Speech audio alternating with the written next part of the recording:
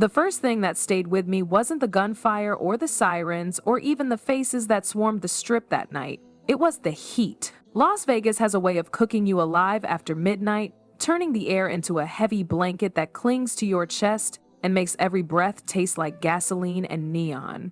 That night it felt worse, like the city itself was waiting for something to break. The casinos hummed louder, the lights buzzed harder, and the people laughed like they were trying to outshout a truth they didn't want to hear. I wasn't supposed to be in the middle of anything. My job was simple: keep cars lined up, make sure doors opened when they should, close them when they had to. Work the edges, never the center. You don't ask questions when you're paid to blend into the background. You count steps, watch angles, memorize the shapes of shadows. That's how you survive in Vegas when you're working behind the noise. But that night, something fell off before it even started. At one of the service corridors we cut through, I spotted a clock bolted to the wall. It ticked, the second marks flashing, but the hands were missing. No way to read the time, just empty space where the truth should have been. I tried to brush it off as some weird piece of hotel art, but it stuck with me, like a warning I didn't understand yet. The man everyone had come to see moved through that chaos like it bent for him. That was his gift. He didn't have to talk to command a room. The crowd just leaned toward him naturally, like he carried a current that pulled people in without trying. But beneath the charm, there was something else. His laugh stopped too quickly, his eyes darted over shoulders more than once, and when the noise died down, he seemed to be listening for something no one else could hear. I kept my focus where it needed to be: the line of cars, chrome shining, engines humming, the convoy like a set of caged animals waiting to run. We rolled out onto the strip, and for a while it almost felt like a parade. Tourists spilled from casinos, snapping pictures, screaming his name, convinced they were part of history just because they were close enough to smell the exhaust. He leaned half out the window, smiling wide, fingers drumming a rhythm only he could hear. The mask was on, the show was alive, but I caught the cracks. His hands tightening between beats, his eyes flicking not at the crowd, but at the shadows just beyond them. And then there was that other car.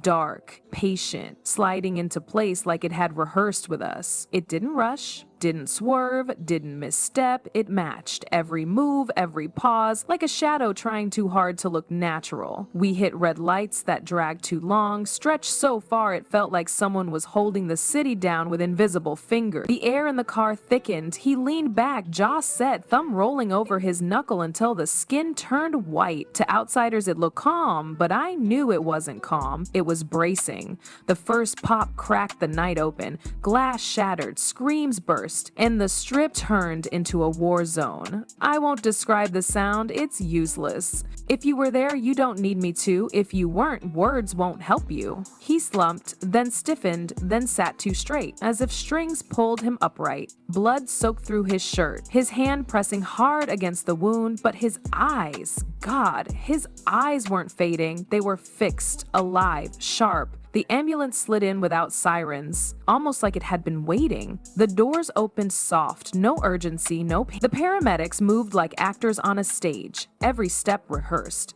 They lifted him, not frantic, but steady, like they were escorting him somewhere instead of saving him. I shouldn't have been close enough to see, but I was, and through the narrow gap in those doors, I caught it, his hand twitching, not random, not dying, but deliberate. A curl and release, like he was reminding the world he still existed. The hospital ramp looked like chaos painted in floodlights, but the closer I got, the more it felt rehearsed. People ran with clipboards, nurses shouted codes, stretchers clattered across the floor, but the noise didn't match the movements. It was too neat, too controlled, like the mess had been staged for anyone watching from the outside. I stayed near the back, the way I always did, close enough to see but far enough to be ignored. That's when he appeared. Not a doctor, not a cop, just a man in a plain dark jacket that drank in the light. No badge, no tag, nothing to mark him except the way he stepped into my space. He said my name like it belonged to him. You didn't see anything. You didn't hear anything. Do you understand? His tone wasn't raised, but it carried the weight of finality. I nodded before my mind caught up, because every instinct screamed survival. Inside, the corridor tasted of bleach and metal. Phones rang, shoes squeaked, but I couldn't focus on any of it. My chest tightened with the memory of what I'd just seen in the back of that ambulance. His hand moving, deliberate, alive. I tried to convince myself I'd imagined it, but then I caught the medic's eyes. He wasn't panicked, wasn't rushing vitals.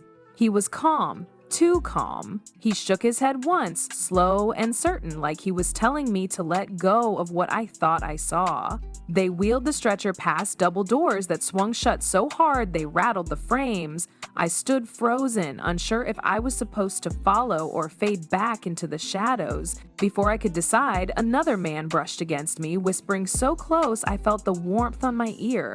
Forget what you saw. If you want to keep breathing, you forget. My knees buckled, but I forced myself to straighten, pretending the warning hadn't landed like a knife. The rest of the night unfolded like a blur that refused to make sense. Radios barked static, orders flew down the hall, and yet there was no rush to save him, no desperation in the movements of the people who should have been fighting for his life. Instead, there was patience, a waiting game. I drifted toward the waiting area, paper cup of water sweating in my palm. Around me, voices rose and fell, some crying, some laughing nervously. None of it connecting. It was as if the building had swallowed the truth whole, leaving everyone choking on silence. Then it came, the moment that burned itself into me. The ambulance doors had never slammed shut the way I expected. Instead, they had rolled him to a service bay off the main dock, beige and forgettable.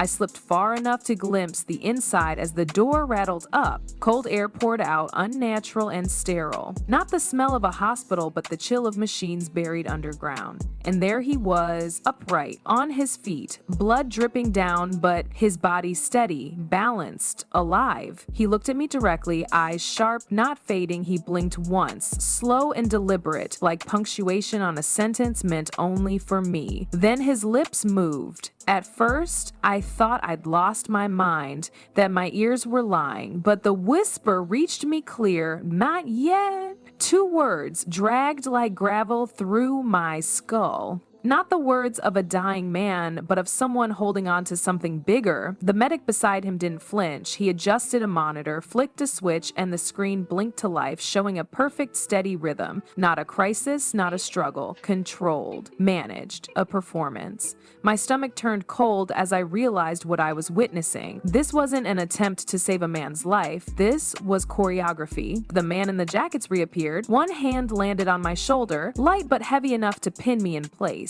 "You didn't hear him," he murmured, his voice even calmer than before. "You're going to stand here and decide what future you want." My throat tightened. My tongue turned to stone. I couldn't answer. Didn't need to. The grip on my shoulder spoke louder than words. Then the stretcher moved again, but not toward the emergency room. They guided him toward that open bay, toward the tunnel glowing faint blue beneath the hospital. His bare feet left smears of red on the concrete, each step deliberate, each mark like proof etched into the floor. He paused before stepping inside, turned his head back toward me, and whispered again, so faint I almost wished I hadn't leaned forward. "They already buried me once." The words sank like lead. My skin crawled, my mind reeled, but I couldn't look away. He stepped into the glow, the medic at his side, the suited men closing ranks. The bay door rattled shut, cutting off the light, the prints, the truth. When it slammed down, the sound was final, like dirt landing on a coffin, but I knew he wasn't gone. I had seen him alive. And worse, he had seen me. The drive away from the hospital felt like a dream I couldn't wake from. Neon burned across the strip again, voices of tourists rising into the night, but none of it sounded real anymore. The laughter was hollow, the horns tinny, like a recording played over broken speakers.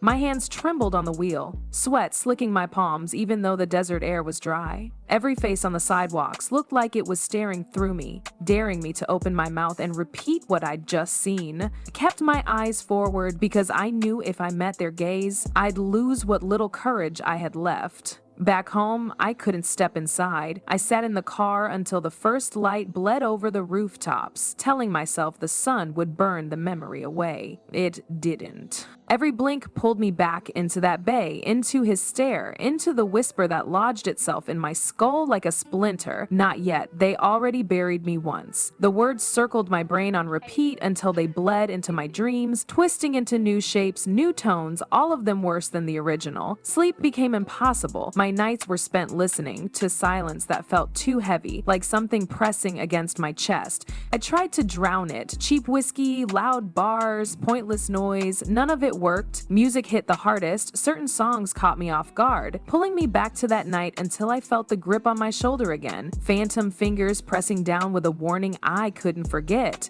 Sirens on the street made my stomach clench. The smell of antiseptic turned my throat dry. Hospitals were out of the question. Even passing one made my hand shake. Regret dug in next. Could I have stepped forward? Could I have shouted? Demanded answers? Dragged someone else to see what I saw? The questions ate at me, but the answer was always the same. I froze. I let their silence become mine. And by the time I realized what that meant, the damage was done. I was carrying something I could never put down. The years blurred. His name came up on the radio, his face splashed across magazine covers, his voice blasting from car stereos at red lights, and every time I felt the whisper again, not yet, already buried once. It wasn't just memory, it was possession, like the words had fused into my bones. People laughed, cried, argued about what had happened, but I kept my mouth shut. I believed the warning. After all, I decided tonight was the first time I ever wanted Coy to be the same in me. Just as the two shared their drinks, Paul and I were a little tired. I still do. The threat wasn't empty. It was carved into me.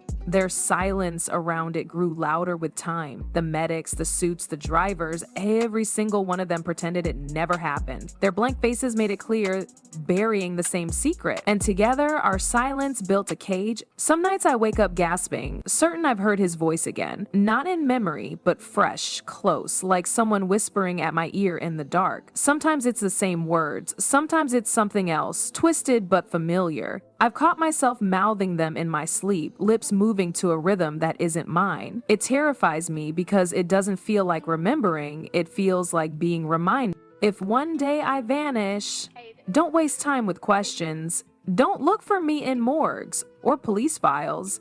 Look in the silence. That's where the truth hides, heavy and choking, waiting for anyone unlucky enough to stumble into it. Because some secrets don't die when you bury them. They breathe, they wait. And this one has been waiting a long time. I know it still isn't finished with me.